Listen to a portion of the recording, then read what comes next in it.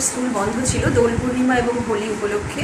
তো আজকে সকালবেলায় আমাদের যিনি পার্মানেন্ট যিনি স্টাফ কেয়ারটেকার তিনি গাছে জল দিতে এসে দেখেন যে আমাদের দোতলায় থেকে সেকেন্ডারি সেকশনের ক্লাস হয়।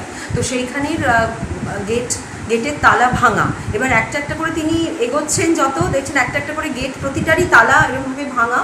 এবং প্রথমে হচ্ছে আমাদের স্টাফ রুম, টিচার্স রুম, সেটা কিন্তু আনটাচড, সেখানে কিন্তু কোনো কিছু করা হয়নি।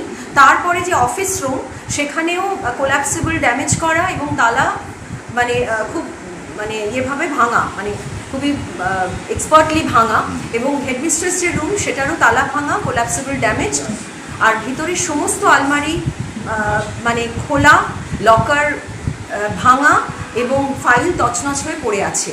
এবং একটি আলমারিতে আমার নগদ টাকা ছিল কিছু, প্রায় 10,000 টাকার মতো, তো সেটাও মিসিং। প্লাস তো জিনিসপত্র সব ছড়ানো ছিল।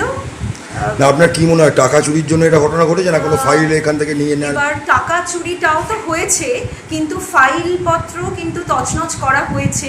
এবার আমি অ্যাপারেন্টলি দেখে মনে হচ্ছে না কিছু মিসিং, তবে আস্তে আস্তে আবার কাজ করতে করতে বুঝবো।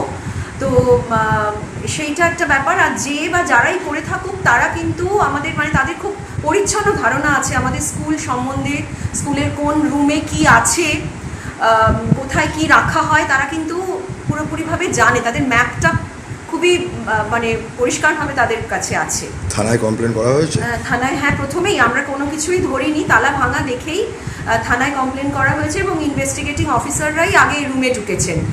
তারা এই আলমারি দেখে তারপরে আমরা ঢুকেছি এবং ঢুকে আমরা এগুলো ডিসকভার করলাম।